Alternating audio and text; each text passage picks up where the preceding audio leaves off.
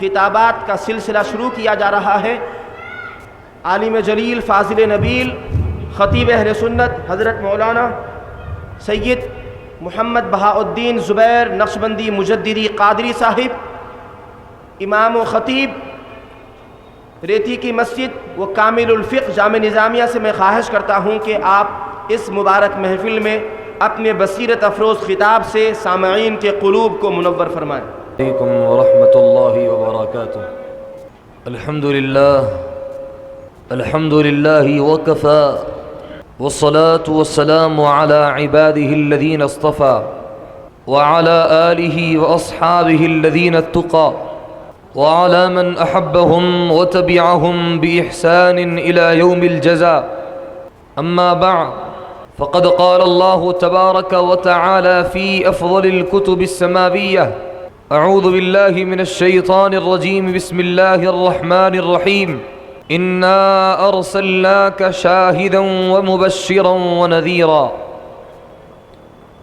لتؤمنوا بالله ورسوله وتعزروه وتوقروه وتسبحوه بكرة وأصيلا، صدق الله العظيم۔ وقال تعالى في شأن حبيبه الكريم: إن الله وملائكته يصلون على النبي يا أيها الذين آمنوا صلوا عليه وسلموا تسليما، اللهم صل على سيدنا محمد وعلى آله وصحبه أفضل صلواتك وعدد معلوماتك وبارك وسلم۔ شہ نشین پر تشریف فرما، تقدس مآب حضرت مولانا عبد الرشید نقشبندی مجددی قادری دامت برکاتہم العالیہ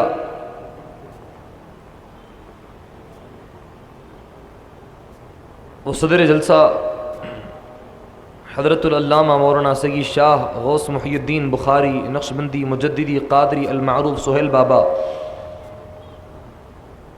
جانشین حضرت پیر بخاری شاہ علیہ الرحمت و رضوان، حضرت العلامہ مولانا غلام مرتضیٰ صدیقی تحسین شاہ ثانی نقشبندی مجددی قادری دامت برکاتہم العالیہ، جانشین حضرت مسکین شاہ علیہ الرحمت و رضوان، و حضرت مولانا غلام مرتضیٰ صدیقی نقشبندی مجددی قادری صاحب حفظہ اللہ، وہ دیگر حضرت علامہ مولانا خواجہ بہاء الدین نقشبندی فاروق انجینئر صاحب قبلہ دامت برکاتہم العالیہ، وہ دیگر بزرگان محترم، مکرم حاضرین، مہمانان جلسہ، سیاسی قائدین، اللہ سبحانہ و تعالیٰ کا بے پایہ فضل و احسان ہے کہ اس نے ہمیں اپنے حبیب کریم صلی اللہ علیہ وسلم کے صدقے و طفیل اس متبرک محفل میں شرکت کرنے کا ایک عظیم موقع عنایت فرمایا ہے۔ حبیب پاک علیہ الصلاۃ والسلام کے ذکر مبارکہ میں سجائی گئی یہ محفل جس کا عنوان ہے حبیب پاک علیہ الصلاۃ والسلام کی عظمت، اور جہاں پر یہ محفل سجائی جا رہی ہے یہ وہ جگہ ہے جہاں پر مقربین بارگاہ الہی کی بارہا آمد ہوتی ہے۔ آستان حضرت پیر بخاری شاہ علیہ الرحمت و رضوان کے دامن میں یہ ذکر پاک کی مجلس سجائی جا رہی ہے۔ اس مجلس کو حبیب پاک کے ذکر سے نسبت ہے اور اس جگہ کو بادشاہ بخاری علیہ الرحمہ کے دربار سے نسبت ہے۔ سیدی شیخ الاسلام امام محمد انوار اللہ فاروقی علیہ الرحمت و رضوان فرماتے ہیں کہ پس وہ نور پاک رب العالمی پیدا ہوئے، پس وہ نور پاک رب العالمی پیدا ہوئے، مبدأ کونین و ختم المرسلی پیدا ہوئے، جان عالم قبلہ اہل یقین پیدا ہوئے، شکر ایزد رحمت للعالمین پیدا ہوئے، اور دھوم تھی عالم میں خورشید کرم طالع ہوا، دھوم تھی عالم میں خورشید کرم طالع ہوا، ہاں کرے تعظیم اب نور خدم طالع ہوا، ہاں کرے تعظیم اب نور خدم طالع ہوا۔ والد بزرگوار فرماتے ہیں کہ تاجدار انبیاء پر جان و دل قربان ہے، عشق و تعظیم نبی ہی اصل میں ایمان ہے، اور جگمگا اٹھا زمانہ آئے جب آقا میرے، جگمگا اٹھا زمانہ آئے جب آقا میرے، ارے ظلمتیں سب چھٹ گئی یہ آپ کا احسان ہے، ظلمتیں سب چھٹ گئی یہ آپ کا احسان ہے، جہاں میں آپ کا جب نور پھیلا یا رسول اللہ، جہاں میں آپ کا جب نور پھیلا یا رسول اللہ، ہوا کونین میں ہر سو اجالا یا رسول اللہ، ہوا کونین میں ہر سو اجالا یا رسول اللہ۔ اللہم صلی وسلم مزید وبارک علی سیدنا محمد وعلی آلہ وصحبہ اجمعین۔ بزرگان محترم، مکرم حاضرین و سامعین کرام، مشہور شعر ہے جس کو آپ نے بارہا سنا اور سنتے آتے ہیں کہ محبوب کی محفل کو محبوب سجاتے ہیں، اور آتے ہیں وہیں جن کو سرکار بلاتے ہیں۔ حبیب پاک علیہ الصلوۃ والسلام کے ذکر پاک کو سننے کے لیے جو یہاں جمع ہوئے ہیں، یہاں پر ہم اپنی مرضی سے نہیں آئے ہیں، یہاں پر ہم اپنی خواہش پوری کرنے کے لیے نہیں آئے ہیں، یہاں پر ہم کسی دنیاوی اور مقصد کی خاطر نہیں آئے ہیں، بلکہ ہم خالق کائنات کے حکم سے آئے ہیں، اللہ سبحانہ و تعالیٰ کے فرمان عالی شان پر عمل پیرا ہونے کی وجہ سے آئے ہیں۔ اس لیے کہ دوستو، حبیب پاک علیہ الصلوۃ والسلام کے ذکر پاک کی جو محفل یہاں سجائی جا رہی ہے، ایک سوال یہ پیدا ہوتا ہے کہ اس دنیا کے پیدا ہونے سے قبل بھی اللہ تعالیٰ حبیب پاک علیہ الصلوۃ والسلام کے ذکر پاک کی مجلس کو سجایا تھا، کہ اس کائنات کی تخلیق سے پہلے بھی خالق کائنات اپنے پیارے مصطفیٰ صلی اللہ علیہ وسلم کی ولادت پاک کی مجلس کو سجایا تھا۔ ارے کیوں آ رہے ہیں یہاں پر حبیب پاک کا ذکر سننے کے لیے؟ کیا مل رہا ہے آپ کو یہاں آنے سے؟ آئیے میں بتاتا ہوں کہ ذکر مصطفیٰ سننے کے لیے جو یہاں بیٹھے ہیں، آپ کا ایک ایک لمحہ اور ایک ایک وقت جو ذکر مصطفیٰ سننے کے لیے صرف ہو رہا ہے، اس کے بدلے میں اللہ آپ کے نام اعمال میں کیا لکھ رہا ہے؟ کیا نفل کام کرنے کا ثواب لکھ رہا ہے؟ کیا عبادت کا ثواب لکھا جا رہا ہے؟ کیا مستحب کام کرنے کا ثواب لکھا جا رہا ہے؟ کیا کوئی فرض کام کرنے کا ثواب لکھا جا رہا ہے؟ کیوں کیا لکھا جا رہا ہے؟ حدیث پاک میں ہے، تاجدار کائنات حبیب پاک علیہ الصلوۃ والسلام فرماتے ہیں کہ ذکر الانبیاء من العبادہ وذکر الصالحین کفارۃ الذنوب، انبیاء کرام کا ذکر یہ عبادت ہے، اور اولیاء کا ذکر یہ گناہوں کا کفارہ ہے۔ فرمایا اولیاء کا ذکر کرنا یہ گناہوں کا کفارہ ہے، اور انبیاء کا ذکر کرنا یہ عبادت ہے۔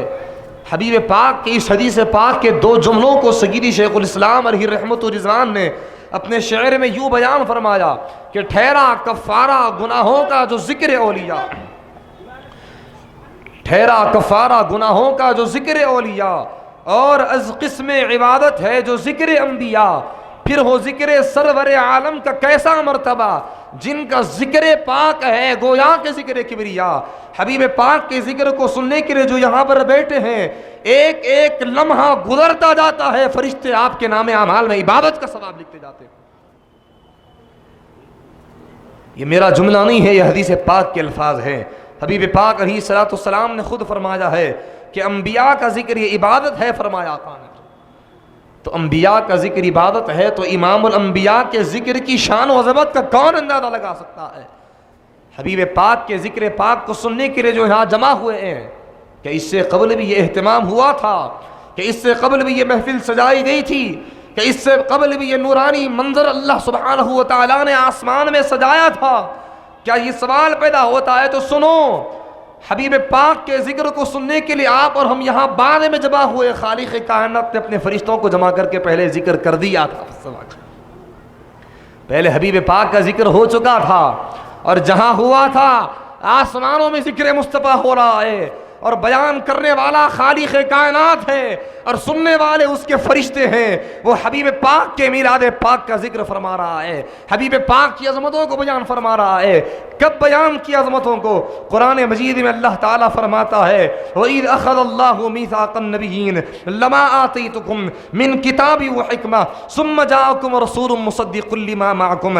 اے میرے پیارے مصطفیٰ، اے میرے حبیب پاک، اے میرے پیغمبر، یاد فرمائیے اس وقت کو جس وقت اللہ سبحانہ و تعالیٰ نے انبیاء کرام کو جمع فرمایا تھا عالم ارواح میں، جس وقت تمام انسانوں کو پیدا نہیں کیا گیا تھا، جس وقت یہ کائنات کو نہیں بنایا گیا تھا، سارے کے سارے اولاد آدم چونٹیوں کی شکل میں جن کو اللہ نے ظاہر فرمایا تھا، یاد فرمائیے مصطفیٰ، اس وقت کو بھی یاد فرمائیے، اس وقت کا ذکر بھی اپنی امت کے ساتھ فرمائیے، اس وقت کے تذکرے کو اپنی امت کے سامنے بیان فرمائیے جس وقت اللہ تعالیٰ انبیاء کرام کو جمع کر کے ان سے عہد لے رہا ہے، ان سے پیمانہ لے رہا ہے، ان سے عہد و قرار لے رہا ہے۔ کس بات پر عہد لے رہا ہے؟ کس چیز کا اللہ انبیاء کرام سے عہد لے رہا ہے؟ کون سی چیز تھی؟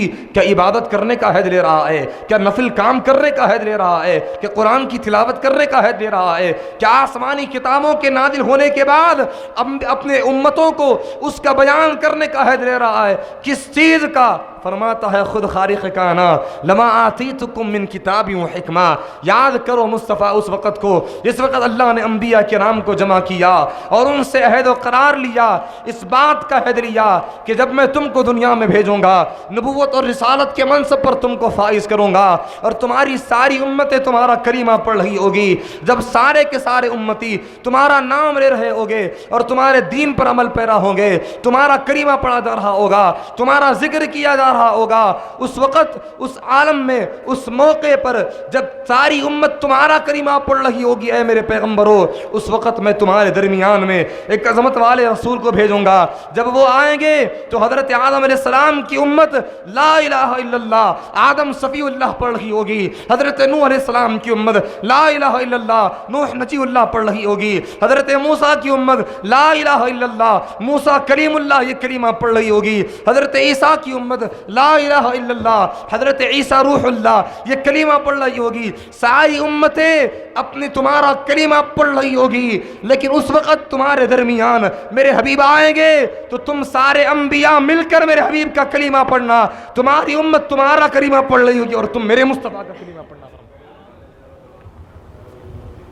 اس بات پر اللہ تعالیٰ نے عہد لیا انبیاء کرام سے کہ ایک بات ہے، اگر تم میرے حبیب پر ایمان لاؤ گے، اگر میں تم کو ایسے عالم میں بھیجوں گا کہ تمہاری امتیں تمہارا کلمہ پڑھ رہی ہوگی اور مصطفیٰ اس عالم میں آ جائیں گے تو تم مصطفیٰ کا کلمہ پڑھنا، اگر اقرار کرتے ہو اس بات کا تو بولو نبی بھی بناؤں گا، رسول بھی بناؤں گا، کتاب بھی عطا کروں گا۔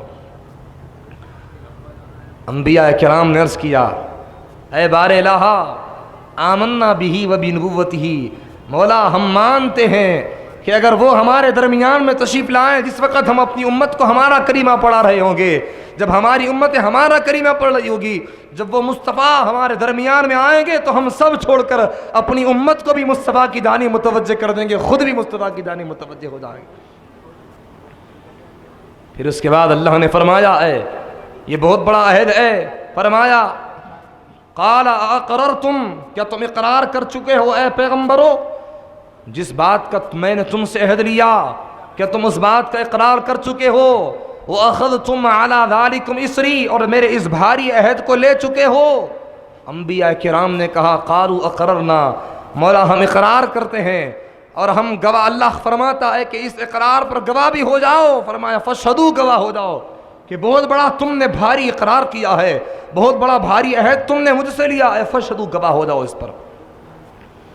اور فرمایا وَأَنَا مَعَكُمْ مِنَ الشَّاهِدِينَ، اور میں بھی تمہارے ساتھ گواہوں میں شامل ہو جاتا ہوں، فرمایا اللہ تعالیٰ چاہتا تو فرما سکتا تھا کہ تم گواہ ہو جاؤ، میں بھی گواہ ہوں تمہارے اس اقرار پر، لیکن کیا فرمایا؟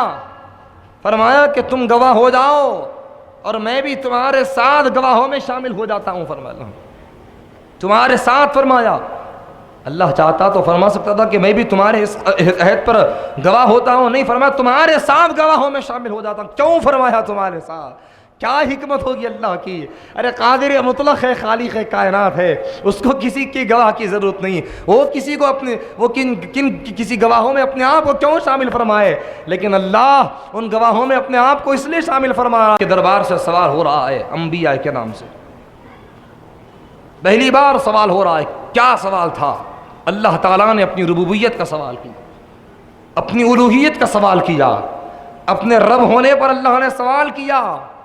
ارے مجھ کو رب تو مانتے ہو، لیکن فرمایا لست بربکم، کیا میں تمہارا رب نہیں ہوں؟ یہ سوال ہو رہا ہے کس سے؟ انبیاء کرام سے سوال فرما رہا ہے. پہلی بار خالق کائنات کے دربار سے کیا میں تمہارا رب نہیں ہوں، یہ سوال ہو رہا ہے. سارے انبیاء کرام پریشان ہیں کہ کیا جواب دیں گے.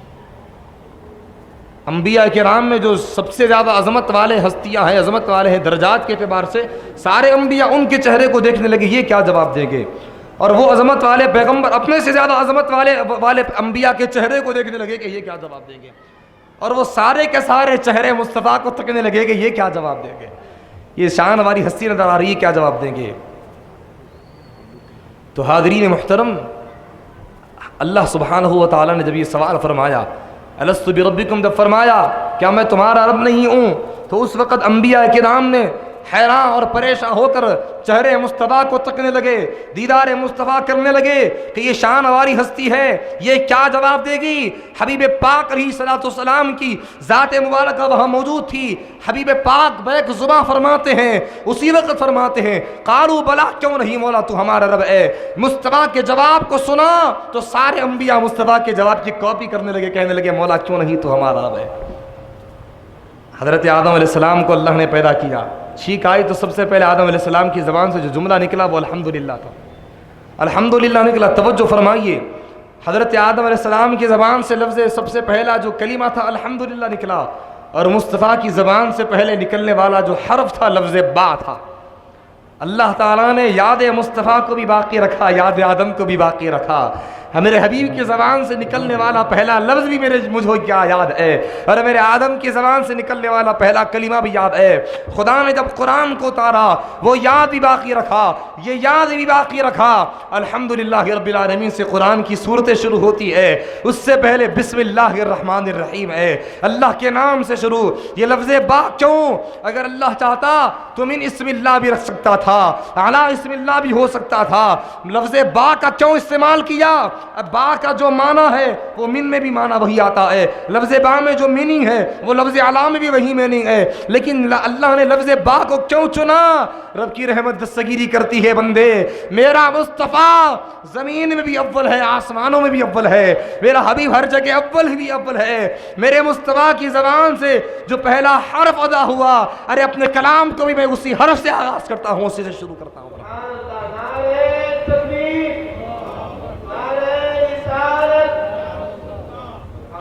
تو حاضرین محترم، اللہ سبحانہ و تعالیٰ کو ذات مصطفیٰ بھی پیاری ہے اور زبان مصطفیٰ سے نکلنے والا حرف بھی پیارا ہے. اپنے کلام کا آغاز ہی اللہ اسی حرف سے کر کے فرماتا ہے کہ میرے حبیب کے نکلنے والے زبان مبارکہ سے اس حرف سے میں اپنے کلام کو آغاز کر کے بتاتا ہوں. میرے مصطفیٰ کا ذکر زمین میں بھی سب سے اول ہے، آسمانوں میں بھی سب سے اول ہے. حاضرین محترم، جس مصطفیٰ کی امت میں اللہ نے ہمیں پیدا کیا، ہر لمحہ ہمیں اللہ کی بارگاہ میں شکر گزار ہونا چاہیے کہ حبیب پاک کی امت میں اللہ نے ہمیں پیدا ہونے کا اعزاز عطا فرمایا. کس امت میں پیدا ہونے کا اعزاز؟ توجہ فرمائیے، آپ کی توجہ جس جانب میں مبذول کر رہا ہوں، جس جانب لے کر جانا چاہتا ہوں وہ یہ ہے کہ مصطفیٰ جان رحمت کی امت نے ہمیں کو پیدا کیا. میں آپ سے کہہ رہا ہوں کہ آپ شکر بجا لائیں. آپ مجھ سے سوال کریں گے کہ مفتی صاحب بتائیے مول صاحب کہ حبیب پاک کی امت میں پیدا ہونے کی ہم شکر گزاری کیوں کریں گے؟ اللہ تعالیٰ نے پیدا کیا، ہم پیدا ہوئے، کیوں شکر بجا لائیں گے؟ کیا وجہ ہے شکر بجا لانے کی؟ آؤ میں بتاتا ہوں. خصائص کبریٰ اٹھاؤ. امام جلال الدین سیوطی لکھتے ہیں کہ حضرت موسیٰ موسیٰ علیہ السلام کو جب اللہ نے پیدا کیا اور جب دنیا میں نبی اور رسول بنا کر بھیجا اور اس وقت ان پر جو کتاب نازل کی، تورات، آسمانی جو مشہور 4 کتابیں ہیں، تورات، زبور، انجیل، قرآن مجید، ان چاروں کتابوں میں سے ایک نمبر آتا ہے تورات کا، مشہور آسمانی کتاب ہے۔ حضرت موسیٰ علیہ السلام تورات کو کھولتے ہیں اور پڑھنے لگتے ہیں پڑھتے ہیں کہ ایک ایسی امت ہے کہ جو ایک نیکی کرے گی تو اللہ 10 گنا بڑھ کر ان کو اجر و ثواب عطا فرمائے گا۔ عرض کرتے ہیں مولا یہ امت کو میری امت بنا دے۔ اللہ کے دربار سے جواب آتا ہے اے موسیٰ یہ تمہاری امت نہیں ہو سکتی۔ پھر پڑھتے ہیں کہ ایک ایسی امت ہے کہ جو ایک نیکی کرنے کا ارادہ کرے گی لیکن نیکی نہیں کرے گی تو ان کے ارادے پر بھی نیکی کا ثواب لکھا جائے گا۔ عرض کرتے ہیں مولا یہ امت کو میری امت بنا دے۔ مولا اس امت کو تو اتنی فضیلت عطا فرما رہا ہو، اتنی عظمت ہے جس امت کو عطا فرما رہا ہو، مولا کیوں نہیں یہ امت کو میری امت بنا دے۔ مولا اللہ فرماتا ہے اے موسیٰ یہ تمہاری امت نہیں ہو سکتی ہے۔ پھر تھوڑے دنوں کے بعد پڑھتے ہیں کہ ایک ایسی امت ہے جو آئے گی ساری امتوں کے اخیر میں لیکن جنت میں سب سے پہلے جائے گی۔ عرض کرتے ہیں مولا یہ امت کو میری امت بنا دے۔ اللہ فرماتا ہے اے موسیٰ یہ نہیں ہو سکتا، یہ میں نے لکھ چکا ہے کہ یہ امت کو جو فضیلت عطا کیا ہوں اس امت کا پیغمبر بھی وہی شان والا ہوگا، وہی عظمت والا ہوگا۔ تقدیر کا فیصلہ ہے، ٹالا نہیں جا سکتا۔ موسیٰ علیہ السلام سوال کرتے ہیں کہ اے بار الہ بتا تو صحیح اس امت کے پیغمبر کون ہوں گے، اس امت کے نبی کون ہوں گے، یہ امت جس کو تو عطا فرما رہا ہے کون ہوں گے مولا وہ پیغمبر۔ اللہ فرماتا ہے اے موسیٰ تم سنو، جس امت کے پیغمبر کو ہونے کا تم سوال کرتے ہو، جس امت کے نبی اور رسول کے بارے میں تم پوچھتے ہو کہ یہ امت کے نبی کون ہوں گے، یہ امت کے رسول کون ہوں گے، پوچھتے ہو تو سنو اس امت کے پیغمبر وہ ہوں گے کہ اگر وہ نہ ہوتے تو تم بھی نہ ہوتے۔ فرما وہ نہ ہوتے تو تم بھی نہ ہوتے۔ کہنے لگے مولا وہ کون ہے کہ جو نہ ہوتے تو ہم بھی نہ ہوتے؟ فرمانے لگے اے موسیٰ وہ میرے حبیب پاک ہیں، اس امت کے پیغمبر میرے مصطفیٰ ہیں۔ اب موسیٰ کے دعا کا انداز بدل جاتا ہے، دعا کا اسلوب بدل جاتا ہے، دعا کا طریقہ بدل جاتا ہے۔ موسیٰ علیہ السلام تورات میں امت محمدیہ علیہ صاحب الصلاۃ والسلام کے فضائل کو پڑھتے گئے، امت محمدیہ کے فضائل کا باب پڑھا، عنوان امت محمدیہ پڑھا اور دعا کرتے رہے مولا یہ امت کو میری امت بنا دے۔ ہر بار دربار خداوند سے یہی جواب آیا موسیٰ یہ نہیں ہو سکتا۔ جب موسیٰ کو پتا چلا کہ اس امت کے پیغمبر حبیب پاک ہوں گے، موسیٰ علیہ السلام عرض کرتے ہیں مولا یہ امت کو میری امت نہ صحیح اس امت کا امتی مجھ کو بنا دے۔ فرماتے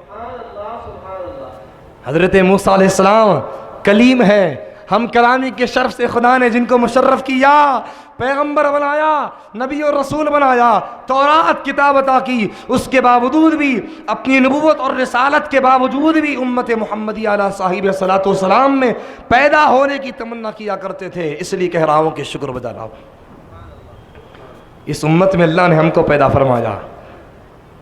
اب آپ کو ایک مثال کے ذریعے سے میں سمجھاؤں گا کہ حبیب پاک کی امت کو اللہ نے سب سے اخیر میں بھیجا ہے۔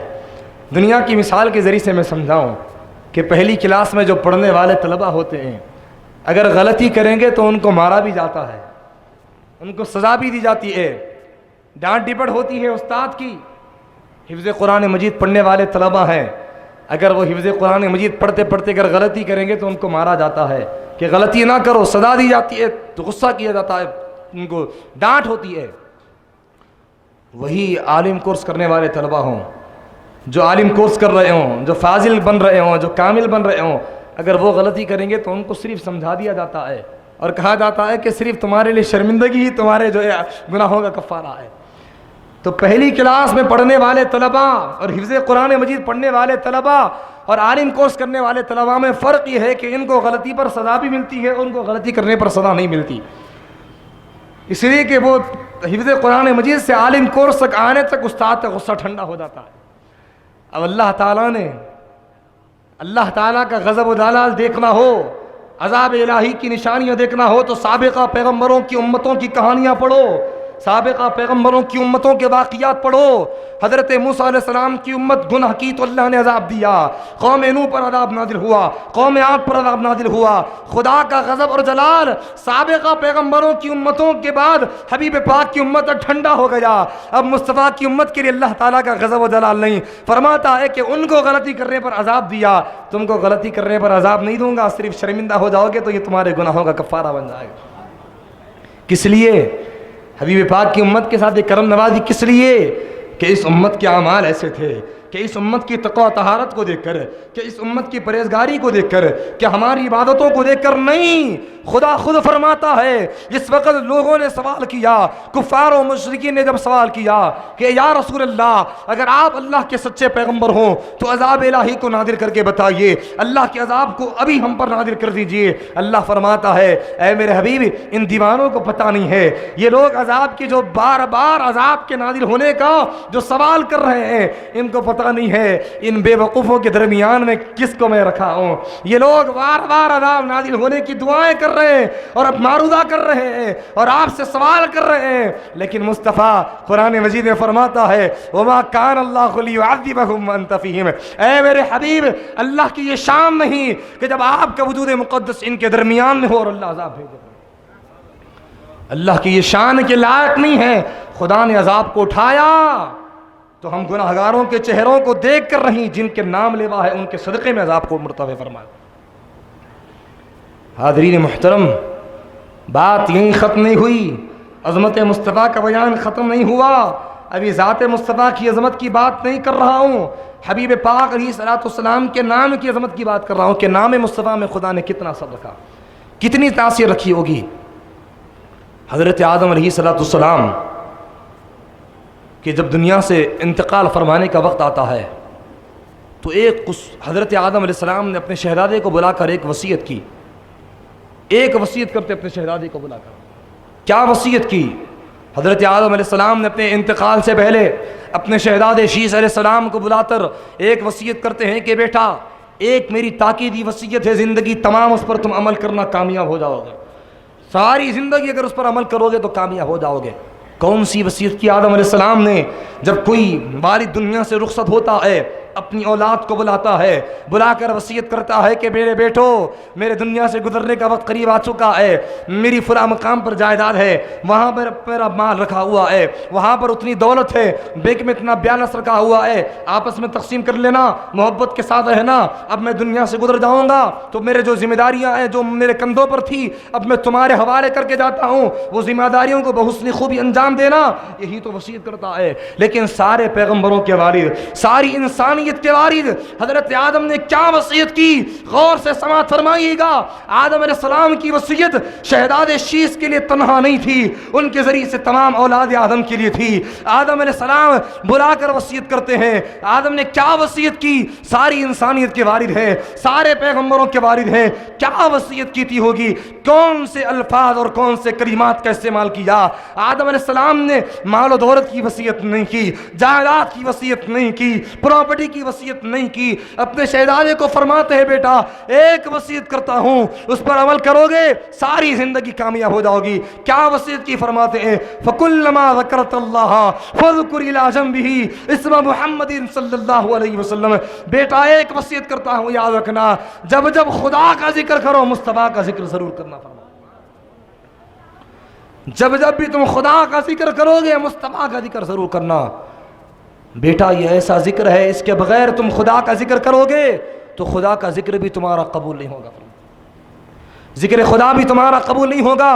حضرت آدم علیہ السلام نے یہ وصیت کر کے فرماتے ہیں بیٹا اس کا تجربہ میری ذات پر ہو چکا ہے، جب اللہ نے حضرت آدم کو پیدا کیا اور ان کے جسم میں جان پھونکی اور آدم علیہ السلام نے اپنا سر اٹھا کر آسمان کی طرف دیکھا تو عرش پر لکھا ہوا تھا لا الہ الا اللہ محمد رسول اللہ، حبیب پاک علیہ السلام کے نام کو عرش پر لکھا ہوا دیکھا۔ جب جنت میں داخل کیا گیا فرماتے ہیں اپنے شہزادے سے بیٹا سنو یہ نام پاک کے ذکر کرنے کا میں تم کو بیان دے رہا ہوں، جو وصیت کر رہا ہوں وہ اس لیے کر رہا ہوں جب اللہ نے مجھ کو جنت میں داخل کیا تو جنت کی جب میں سیر کر رہا تھا، جنت کو جب میں نظارہ کر رہا تھا، جنت کا جب میں مشاہدہ کر رہا تھا تو جنت کا مشاہدہ کرتے کرتے جب میری نگاہ جنت کے درخت پر پڑتی ہے تو درخت کے ایک پتے پر لفظ اللہ لکھا ہوا تھا، آگے بڑھ کر دیکھا تو اسی کے بعد وہ لفظ محمد لکھا ہوا تھا۔ یہ تو درخت کی بات ہوگی، اب آگے چل کر جنت کے محلات کو دیکھنے لگے، جنت کے حجروں کو دیکھنے لگے تو جنت کے حجرے کے ایک دروازے پر خدا کا نام لکھا ہوا تھا، دوسرے دروازے پر نام محمد لکھا ہوا تھا،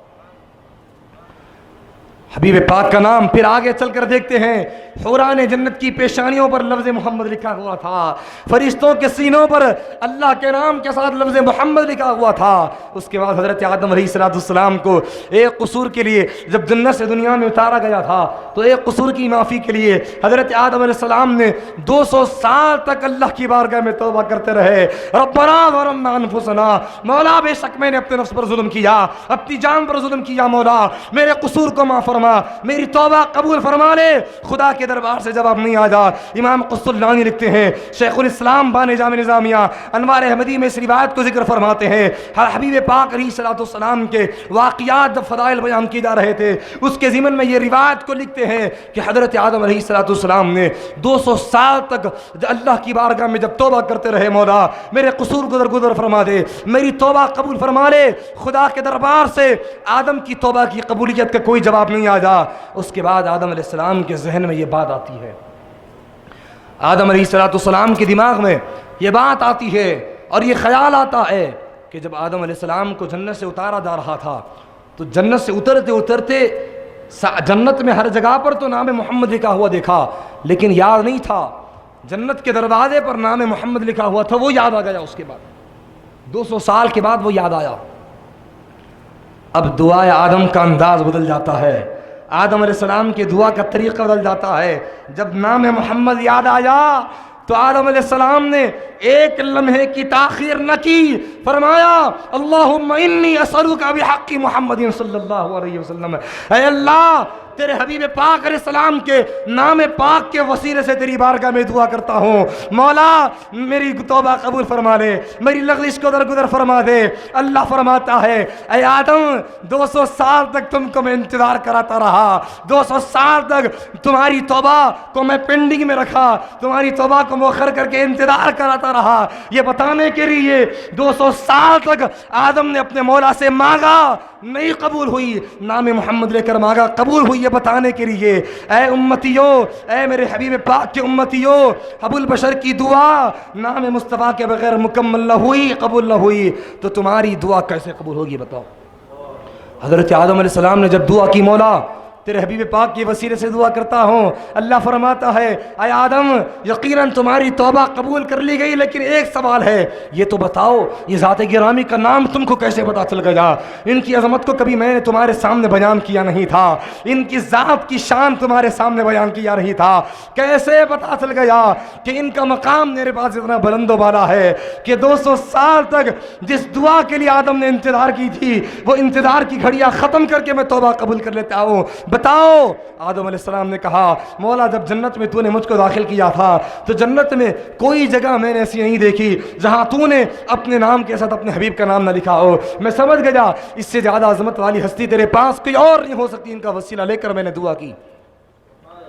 اب اللہ فرماتا ہے اے آدم میری عزت و جلال کی قسم، میرے حبیب پاک کے نام کا وسیلہ لے کر تم نے اپنے لیے دعا کی، ارے آسمان و زمین کی ساری مخلوقات کے لیے بھی کرتا تب بھی رد نہیں کرتا۔